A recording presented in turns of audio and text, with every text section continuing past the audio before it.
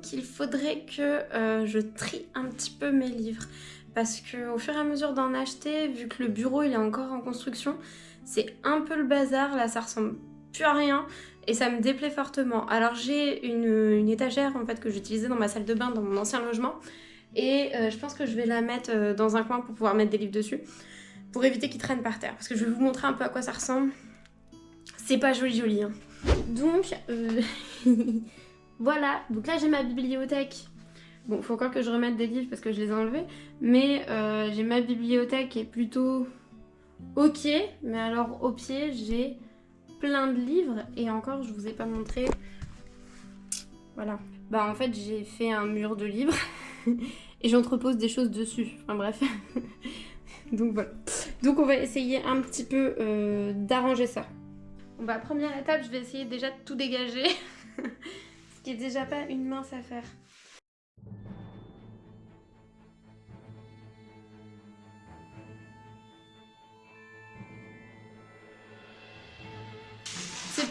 C'est peut-être pire que ce que je pensais.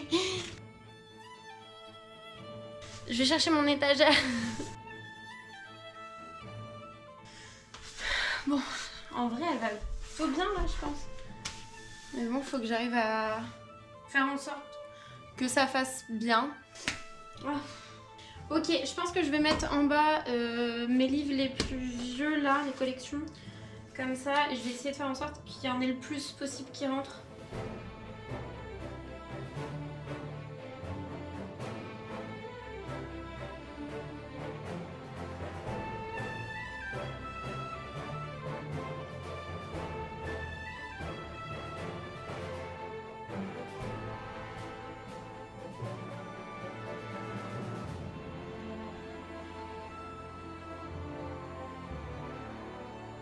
Oh, j'en ai encore tellement. Je pense que je vais faire une colonne quand même sur le côté. Parce que je vais essayer de mettre ceux-là. Comment je vais me démerder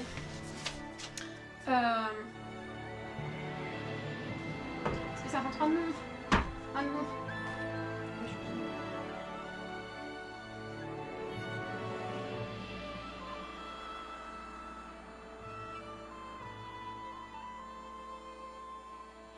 Avec feu et sang, tiens, pourquoi pas.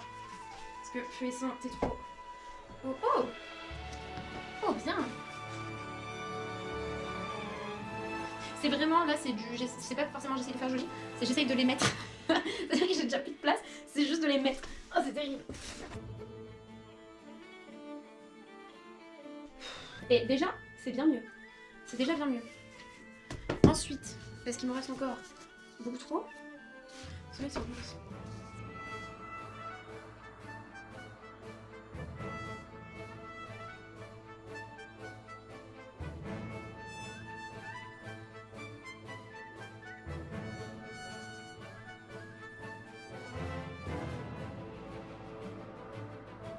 Bon, il n'empêche que j'ai hâte d'avoir ma bibliothèque. Hein.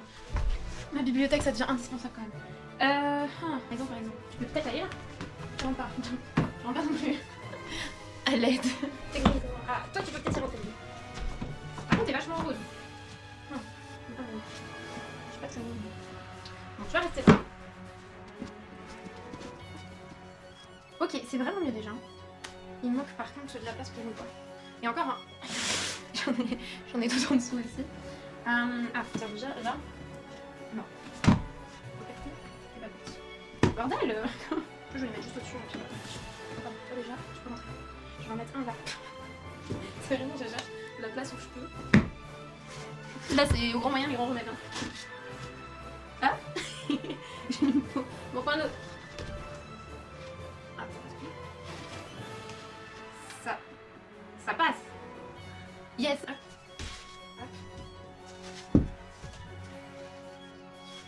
Bah voilà, je vois pas trop comment je peux faire mieux. J'ai bouché tous les trous que je pouvais. Parce que là, il y a des livres que je suis en train de lire, donc du coup, je peux pas les mettre là. Et bah, je crois que je peux pas faire mieux. Mais c'est déjà pas mal, hein. On a déjà pas mal avancé, hein. C'est pas mal mieux. Au moins, je peux circuler ici, ce qui est plutôt bien. J'ai oublié les sales livres qui appartiennent à mon homme. Mince. Ah, fait chier. En plus, c'est des gros livres.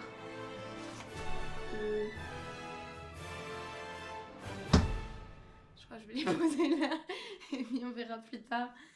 En vrai c'est déjà mieux, c'est déjà mieux. Bon bah voilà. Bon, c'est vraiment du temporaire, hein, mais pour l'instant ça ressemble à ça. Hop. Et puis bon bah j'ai toujours cette situation ici quoi. Hop, donc là c'est bien mieux. Hop, et puis bah du coup l'ensemble. Au moins je peux circuler, c'est parfait.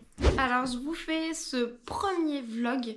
Alors il va être un petit peu déconstruit parce que j'ai pas tellement l'habitude de prendre des vidéos en fait de moi dans le quotidien. Donc ça va être sur une durée vraiment indéterminée. Je préfère vous prévenir, donc je risque d'être jamais habillée de la même manière. Hein. C'est vraiment un début, c'est vraiment un test. Pour ce petit vlog lecture, je vais vous parler déjà un petit peu de ce que je suis en train de lire. Alors j'ai commencé Déraciné il y a 3-4 jours je pense. Je suis pas mal avancée quand même.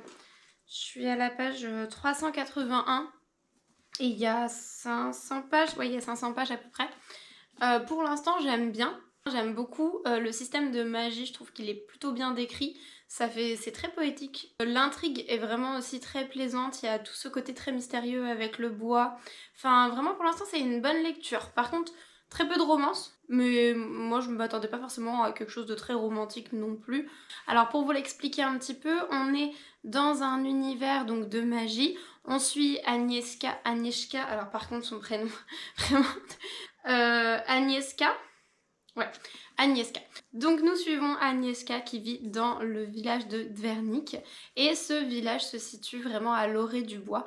Et le bois, c'est une entité un petit peu complètement maléfique qui veut en fait étendre son territoire dans toute la région.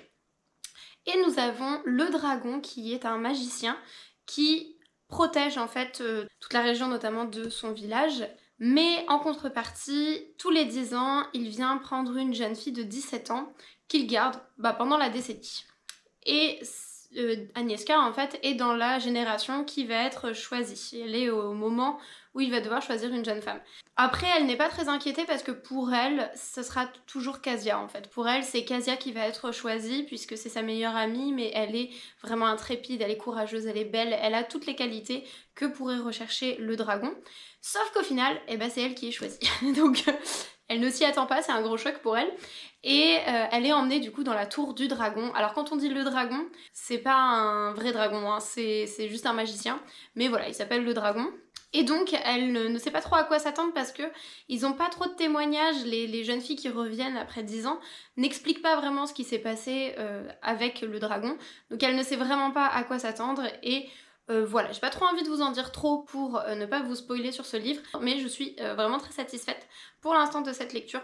Je trouve que les personnages sont vraiment très complexes, attachants, ils sont vraiment moraligrés, hein, c'est-à-dire que elle est pas extraordinaire non plus, elle a ses failles. Lui, il est pas très sympa au début, notamment. Il est un petit peu droit dans ses bottes, mais c'est un peu... il est très têtu, il a ses idées propres et il est un peu buté quand même comme garçon, mais voilà, moi j'aime beaucoup. Donc voilà, pour l'instant, ce roman, j'aime beaucoup. Mais le problème, c'est qu'on est quand même dans un système de magie où il faut comprendre, il faut quand même réussir à suivre tout ce qui s'y passe. Et c'est vrai que le soir, en ce moment, avec le boulot, je suis un peu fatiguée.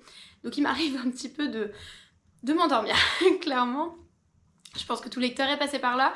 À un moment, quand t'es dans ton lit avec ton petit roman là et qu'il est presque 23h, c'est dur de garder les yeux ouverts. Donc, hier, j'ai commencé une lecture beaucoup plus facile, Campus Driver, de C.S. Quill aux éditions Hugo Roman. C'est le 4e tome, puisque j'ai déjà lu les 3 premiers. Pour vous la faire courte, c'est un groupe de jeunes hommes qui sont passionnés de vieilles voitures et qui... pour arrondir leur fin de mois, pour gagner un petit peu d'argent, décident de faire un peu le taxi en fait pour l'université dans laquelle ils sont. Et alors les 3 premiers tomes, on suit toujours le même groupe de garçons, mais à chaque fois un garçon différent, mais au même endroit. Et là, ce tome-ci, on s'exporte, on va dans une autre ville, et donc là notamment on va à Miami. Je sais plus où c'était les 3 premiers, j'ai un doute, donc je vais pas dire de bêtises, les 3 premiers je sais plus dans quelle ville c'était. Mais là on va suivre donc à Miami, un nouveau personnage. Alors je suis vraiment au tout début, j'ai dû lire 30 pages, 25 pages, donc je peux pas vous dire exactement comment ça va se passer.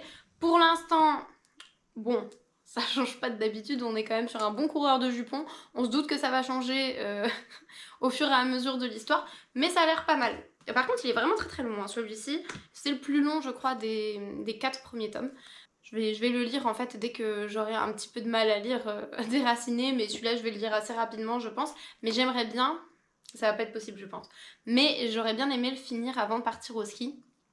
Là on est mardi, je pars au ski vendredi dans la nuit, en vrai c'est chaud. Pour finir les deux ça va être très compliqué. Mais bon, l'espoir fait vivre, on va peut-être y arriver.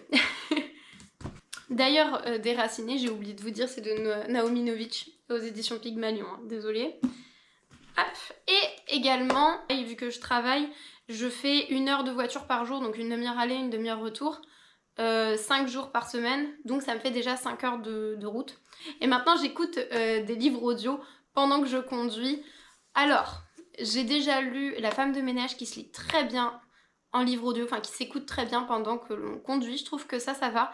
Ça demande pas non plus une énorme réflexion. Et j'avais lu aussi Perfect Love. Et Perfect Love en lecture audio pendant qu'on conduit, c'est pareil, ça se fait très bien. Et là j'ai décidé, me demandez pas pourquoi, d'écouter le portrait de Dorian Gray d'Oscar Wilde. Alors là, bon, c'est quoi comme édition? C'est le livre de poche que j'ai acheté en ressourcerie. Ça c'est plus dur, honnêtement. Conduire en écoutant ça, c'est beaucoup plus compliqué. Parce que autant à lire, ça doit être très intéressant, mais je pense que je mettrai vraiment longtemps parce que j'ai tendance à vouloir vraiment comprendre toutes les phrases et à rester un long moment jusqu'à bien tout comprendre. Donc je pense que ça me prendrait vraiment énormément de temps. En lecture audio, pendant que je conduis, j'avoue, il y a des moments, je fais un créneau, ce genre de choses. J'écoute plus tellement, enfin, je capte un peu moins vraiment toutes les subtilités de chacune des phrases qu'ils peuvent dire. Parce que c'est un langage qui est quand même très soutenu et on est sur des phrases qui sont vraiment très efficaces, qui sont très percutantes, on va dire. Oui, j'en suis à peu près moins de la moitié, je pense que je suis à un tiers. En faisant un petit peu 2-3 petites recherches, j'ai regardé un petit peu un résumé et pour l'instant, pour moi, je suis pas encore à ce qu'ils disent du résumé. Donc c'est pour ça, j'ai pas envie de vous donner un résumé trop poussé pour vous spoiler, parce que je trouve que je me suis peut-être un petit peu spoilée, enfin du moins maintenant je m'attends à quelque chose auquel je m'attendais pas au début. Donc, on y suit Dorian Gray qui s'est fait tirer le portrait, clairement, par Basil Hallward. Et Dorian Gray est un petit peu la muse de Basil. Donc c'est-à-dire que c'est un ami très cher à lui, et il lui fait rencontrer Lord Henry. Lord Henry qui est très intrigué justement par ce Dorian Gray et va commencer un petit peu à lui parler pendant qu'il finit le portrait en fait de Dorian Gray pendant que Basil est en train de le peindre. Il s'avère que Henry, waouh, cet homme a des opinions. Pour l'instant j'ai beaucoup d'a priori sur Lord Henry. Il est... Je le trouve hautain, je le trouve un petit peu suffisant dans sa manière de parler. Je vais vous lire une citation notamment du livre de ce que dit Lord Henry. Et c'est vrai qu'il est un petit peu compliqué à apprécier. Après, il parle très bien. C'est vrai que, et c'est ce que Dorian Gray admire chez Lord Henry, c'est qu'il trouve que vraiment il a de l'esprit, qu'il parle bien, que ses idées sont intéressantes. Je ne dis pas le contraire à ce niveau-là. Par contre, bon, idée intéressante, moyen, parce que vraiment il a des opinions sur certaines choses, waouh, je suis en désaccord total. Et Dorian Gray, je trouve qu'il est très naïf, il est très jeune, il est très facilement impressionnable, et notamment il est impressionné par justement Lord Henry. Des fois j'ai envie de lui dire, ne l'écoute pas, et assume ta pensée, émancipe-toi de ses opinions. Et à côté on a Basil qui du coup perd un petit peu de vue ce Dorian Gray, à son grand désespoir, et j'ai beaucoup d'empathie pour ce pauvre Basil qui essaye entre les deux en fait de moduler un petit peu la parole de Henry sur Dorian Gray, un petit peu l'influence qu'il peut avoir. Et c'est vrai que Lord Henry, je commence c'est pas que j'en ai marre parce qu'il parle bien, donc je peux pas en avoir marre non plus, parce que c'est vrai qu'à chaque fois qu'il dit quelque chose, ça me fait réfléchir quand même. Je trouve que c'est vraiment intéressant à lire. Mais par contre, vraiment, je suis tellement en désaccord sur plein de choses. Donc je vais vous lire un petit peu la citation qui m'avait irritée, on va dire ça comme ça. Mais alors par contre, que là c'est une édition de la ressourcerie qui date de 2002 apparemment. Bon non, j'aurais dit qu'elle datait de plus. Enfin bref, qui date quand même un petit peu. Et moi je l'écoute sur Nextory et il y a des subtilités au niveau des phrases, il y a des mots qui changent. Donc là notamment, il dit il n'y a pas de femme géniale. Et dans mon livre audio, il dit il n'y a aucune femme n'est un génie, quelque chose comme ça. Il parle plutôt de génie plutôt que de génial. Donc voilà, il n'y a pas de femme géniale, c'est un sexe décoratif. Les femmes n'ont jamais rien à dire, mais elles le disent de façon charmante. C'est ce que je fais d'ailleurs là actuellement. Les femmes figurent le triomphe de la matière sur l'esprit, exactement comme les hommes figurent le triomphe de l'esprit sur la morale. Vraiment un homme charmant, Lord Henry. Voilà, donc c'est pour vous donner une petite idée, et c'est ça un petit peu tout le temps quoi. C'est-à-dire, dès qu'on lui parle, il va avoir une manière très suffisante et très hautaine de répondre, et enfin j'ai cette impression de il sait mieux que tout le monde et lui a la parole d'évangile. C'est clairement ça. Voilà mon avis donc sur Oscar Wilde. Alors là, il est quand même un petit peu tard, mais allez, je vais aller faire une promenade avec mon chien et mon compagnon puisqu'il fait encore beau. Là on est dans une petite période où on est en hiver, il fait froid, mais par contre il fait beau. Et je pense qu'après, s'il fait encore un petit peu de lumière, j'ai l'impression que ça va peut-être être compromis, mais on va voir. Je vais peut-être aller lire un petit peu dehors. J'ai envie de prendre un petit peu de vitamine D. Je vous reprends du coup tout de suite.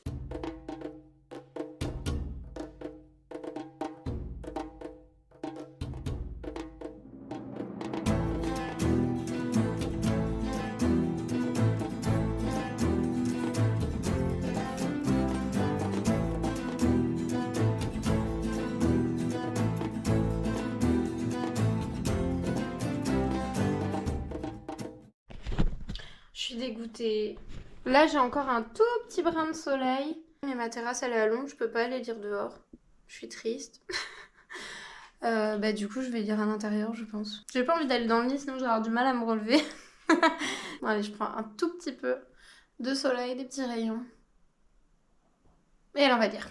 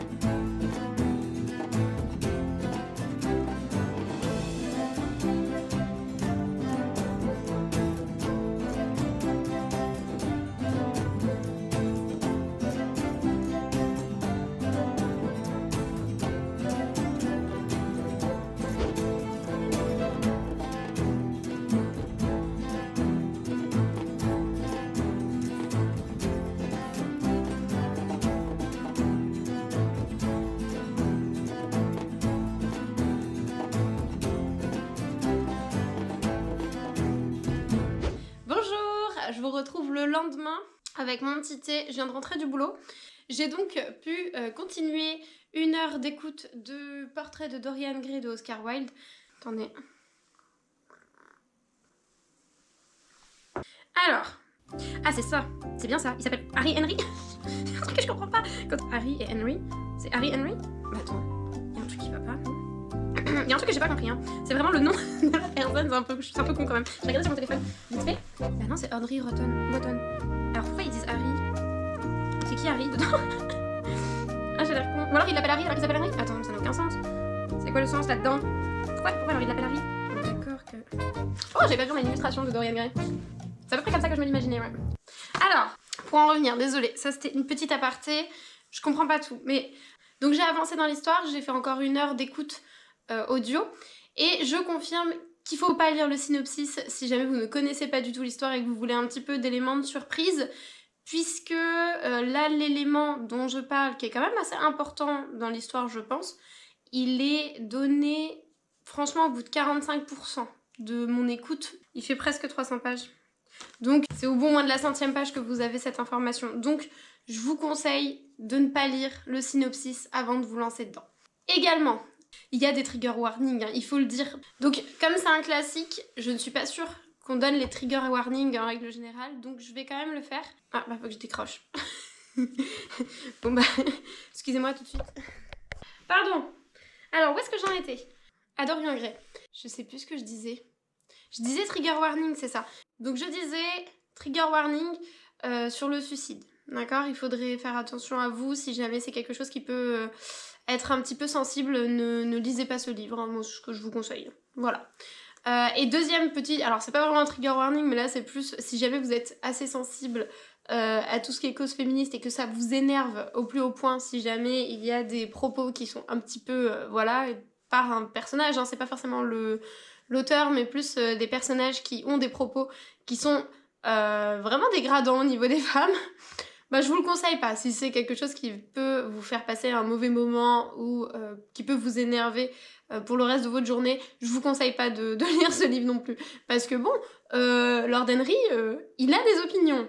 Et alors là, je suis dans un moment où Dorian se fait vraiment très facilement manipuler. Et c'est vrai que... C'est dur, hein. Moi, je suis team Basile. S'il te plaît, Basile. Mon pauvre. Beaucoup d'empathie pour Basile. J'ai envie de lui dire courage mon petit, on est dans la même galère, on pense fort à toi. Et donc voilà.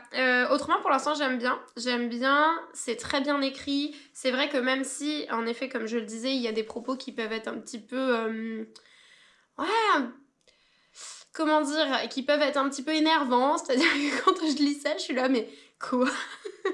Comment on peut penser ça? Bon après c'est encore une fois dit par un personnage, hein. C'est le personnage qui a des opinions vraiment très fermées sur les femmes et qui a une opinion vraiment très basse de la gente féminine. Donc malgré ça, il y a une manière de le dire qui est très soutenue, c'est riche en fait en vocabulaire, etc. Donc ce qui fait que ça ouvre au débat, ça fait réfléchir en tout cas, et c'est vrai que ça j'aime bien. C'est un livre qui me fait réfléchir, qui n'est pas juste dégradant pour être dégradant, puisqu'il y a d'autres idées, hein. Il n'y a pas que celles sur les femmes. Alors les idées sur les femmes sont vraiment très dégradantes et vraiment très fausses, ça, il n'y a pas de problème, mais après sur le reste, je trouve que c'est quand même des textes, des dialogues qui peuvent être étudiés et qui sont très intéressants et bien exprimés. Donc voilà, pour l'instant mon avis. J'ai également pas mal avancé sur Campus Driver, le tome 4, hier j'ai lu 100 pages, puisque je m'endormais, parce que je fatiguais très facilement là sur Déraciné, j'ai lu 70 pages de Déraciné, il m'en reste 50, je pense le finir aujourd'hui, et donc j'ai enchaîné avec Campus Driver pour pouvoir finir en fait ma soirée, avec quelque chose d'un petit peu plus léger, d'un petit peu plus facile à lire. Et c'est pas mal pour l'instant, hein. J'aime bien l'idée que la protagoniste féminine soit dans une fratrie. C'est vrai que ça change parce que dans les autres, il y avait une fratrie pour l'une des personnages, je ne sais plus laquelle c'était, j'ai un doute. Mais on les voyait pas beaucoup quoi, il y en avait un qu'on voyait mais c'était tout. Là par contre j'ai l'impression que ça va beaucoup plus au cœur de l'histoire, donc ça j'aime bien.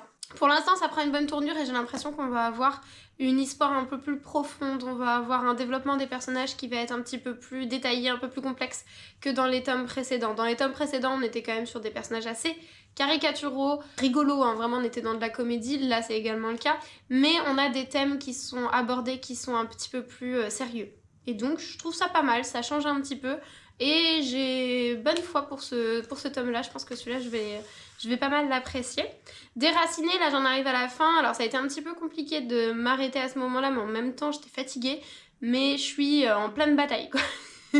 C'est-à-dire que là on est dans la scène d'action à gogo et vraiment c'est bien aussi, j'aime beaucoup toujours la manière dont la magie est décrite, il y a une plume qui est quand même très onirique. Autant la magie sur vraiment ses actions, c'est un petit peu entre guillemets basique, c'est assez commun, mais par contre la manière de l'écrire, la manière de l'imaginer par le personnage, comment est-ce que elle-même va former sa magie, c'est vrai que ça c'est très intéressant et on a les deux points de vue qui sont vraiment très différents puisque on voit également le dragon, lui qui a une manière beaucoup plus théorique de voir la magie et elle beaucoup plus expérimentale, elle va vraiment la vivre la magie alors que lui va plus l'étudier et c'est vrai que ça j'aime énormément cette petite dualité on va dire entre les deux, un peu le feu et la glace quoi. Je trouve ça vraiment sympa, la manière dont c'est amené, je trouve que c'est très intéressant.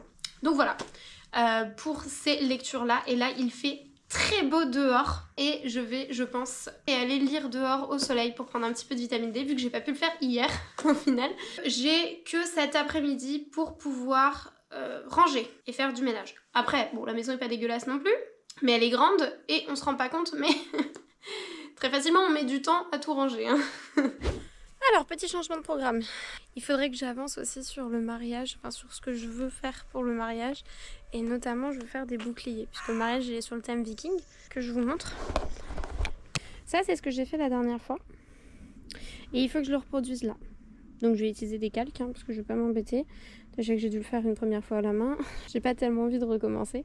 Et pour faire ça, je vais continuer le portrait de Dorian Gray en audio.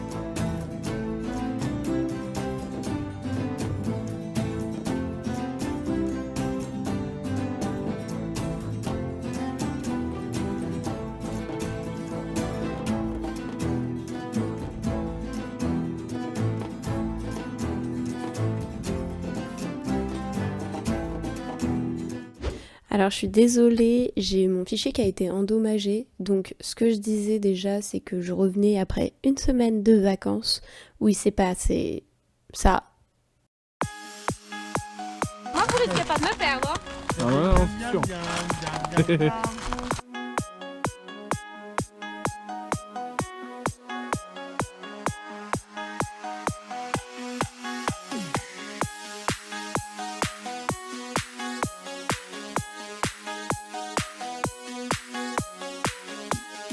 Dites coucou.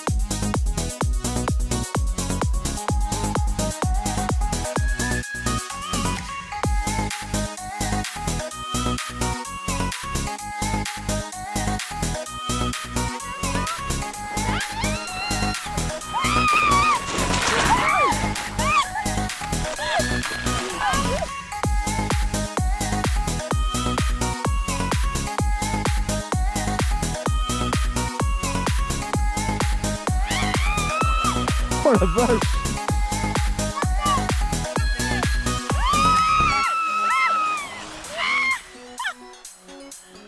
Et ensuite, je vous racontais un petit peu mon avis sur Déraciné. Donc j'ai fini le livre Déraciné. J'ai beaucoup aimé, notamment la plume, notamment comment est décrit la magie dans ce livre. J'ai trouvé que la fin était peut-être un petit peu lente. J'ai eu du mal un petit peu à le terminer. Il y a la grande bataille finale, on va dire, qui est un petit peu lente. Et en même temps, après, on a toute une partie qui est un peu un épilogue, mais qui est quand même assez long, assez lent. Mais c'était quand même agréable. On reste dans la même lignée du livre. Puisque dans le livre, ce n'est pas tant l'action qui est importante, mais plutôt l'ambiance. Donc voilà. Mais j'ai beaucoup aimé. Bah, bonjour ma puce. Regardez qui vient me voir. Ah, bon, bah, elle est partie. Donc j'ai eu un petit bug de caméra, désolée. Alors je disais, j'ai donc fini Le portrait de Dorian Gray de Oscar Wilde. Alors lui, je l'ai écouté, et notamment je l'ai écouté dans la voiture et dans le train. Et c'est vrai que je le conseille pas. Je l'ai écouté en allant au ski dans la voiture, mais c'est pas moi qui conduisais, j'étais avec beaucoup d'amis, ce qui fait qu'on me parlait assez fréquemment. Et c'est pas ce que je conseille pour lire Le portrait de Dorian Gray, parce que s'arrêter toutes les 2 minutes, reprendre, s'arrêter, reprendre, bon, on en perd un petit peu le fil à un moment, notamment il y a toute une partie où il m'a un peu perdue, c'était beaucoup de descriptions, on n'était plus trop dans l'histoire, il était 7h30 du matin pour moi, et là, à ce moment-là j'allais travailler, je suis un peu sortie en fait du livre. Et après, j'ai arrêté à un certain moment, il me restait 1 heure d'écoute à peu près. Donc j'ai passé toute ma semaine de vacances et je l'ai réécouté la dernière heure dans le train en revenant, parce qu'on a eu un problème de voiture, donc on a dû revenir en train. C'était génial. Et donc du coup, dans le train, pareil, je l'ai écouté. Et là, c'est encore pire parce qu'on est interrompu très fréquemment, il y a les gens qui passent. Je vais beaucoup regarder ce qui se passe autour et c'était pas le mieux en fait pour cette lecture-là. Enfin, on est sur une œuvre qui s'interprète énormément, elle fait énormément réfléchir avec un langage très soutenu, avec beaucoup de métaphores, beaucoup de choses comme ça, ce qui fait que si on n'est pas concentré, on passe à côté de beaucoup de choses. Et je pense que je suis passée à côté de beaucoup de choses. Néanmoins, j'ai quand même aimé ma lecture, j'ai trouvé ça très très sympa. Je pense que je referai une relecture. Et cette fois-ci, pas en livre audio, vraiment en papier, en le lisant et en prenant bien mon temps pour bien comprendre, pour bien l'étudier. Pas trop le fragmenter en fait. Parce qu'ici, je pense que ça a été aussi une de mes erreurs, c'est que je l'ai écouté en allant au boulot et c'était des petites sessions, on va dire, d'une demi-heure. Ce qui fait que c'était plus compliqué de se remettre dedans parce que les chapitres sont très longs. J'avais du mal à me remettre dedans. Donc voilà, c'était ça le seul petit bémol. Donc je conseille plutôt de le lire en grande session, d'être bien concentré, de pas trop faire autre chose pendant ce temps et de vraiment bien y réfléchir. En fait, faut vraiment se poser et vraiment bien essayer de comprendre tous les sous-textes, en fait, tout ce qui peut se passer, tout ce qu'on essaye de nous faire comprendre en sous-entendu. Je déconseille également de le lire un peu à la période à laquelle je le lis parce que là actuellement je viens d'avoir 29 ans et c'est un livre qui parle énormément en fait de la difficulté de vieillir, en fait, de perdre sa jeunesse, de perdre sa beauté, etc. Et c'est vrai que au tout début quand j'ai commencé à lire, ça m'a mis dans un mood un peu triste. C'était pas la joie quoi. Donc voilà, c'est tout ce que je peux dire sur ce livre. J'ai beaucoup aimé ce livre, je le conseille, mais de bien se mettre dedans quoi, pour bien le comprendre et pour bien l'apprécier. Et donc, comme Déraciné, j'avais un peu de mal à le finir, j'avais commencé, je vous l'avais dit, Campus Driver, le tome 4. Donc là, c'est Love Machine de C.S. Quill. Je l'ai terminé à la montagne. Celui-là, il me restait pas non plus énormément. J'avais du mal à le laisser de côté, donc du coup, je l'ai emmené pour pouvoir le finir. Et j'ai beaucoup aimé les personnages. Après, j'ai eu quelques petites déceptions, notamment sur le fait que on nous parle pas mal de la famille, puisqu'elle est dans une grande fratrie, ils sont 2 duos de jumeaux en fait. Donc elle a quand même une grande fratrie, ça prend de la place, ça prend de l'importance dans ce livre. On entend un petit peu parler de ses parents, mais je trouve que c'est un peu effacé par les anciens Campus Driver. Alors c'est vrai que c'est sympa de les revoir, je trouve ça cool, ça fait des petits caméos, ça fait un petit bonus un peu sympa, on les revoit, c'est chouette. Mais je trouve qu'on les voit trop en fait. J'aurais préféré voir plus la famille de Juliette que nos anciens Campus Driver. Je les apprécie beaucoup, mais je trouve que ça n'apporte pas grand chose. On nous montre juste un peu les stéréotypes qu'on nous avait déjà montrés dans les livres ils apportent pas grand chose, ils sont plus là pour faire des petites blagues. Ils font pas... Alors il y a des moments où ils font avancer le récit et là c'est chouette, mais il y a plein de moments où ils sont là et je trouve que c'est pas nécessaire. En fait, ça m'a un peu... Je trouve ça a fait ni chaud ni froid, là où la famille de Juliette, je trouve, aurait fait, et même la famille de Raphaël, aurait fait un peu un plus. Je pense que ça aurait plus fait avancer le récit, ça aurait plus servi les personnages. Donc c'est juste ça que je trouve un petit peu dommage. Après, au niveau de la romance, c'est très sympa. La petite crise des 80%, enfin, il y a toujours ça hein, dans une comédie, il y a toujours à un moment une petite problématique, quelque chose qui les sépare avant qu'ils puissent se remettre ensemble. Là, je les trouve un peu faibles quand même. Je trouvais que ça arrivait très tard et que c'était... C'est pas que c'était un peu faible, mais c'était résolu très vite. Parce que l'histoire, par contre, est très intéressante. On est sur des sujets qui sont quand même très sensibles, très complexes, très profonds. Donc ça, j'ai beaucoup aimé. On n'est pas sur quelque chose de très superficiel. Là, c'est vraiment intéressant. Mais par contre, la résolution se fait quand même très rapidement. Et c'est vers la fin, en fait. Donc, c'est juste ça. Autrement, j'ai beaucoup aimé.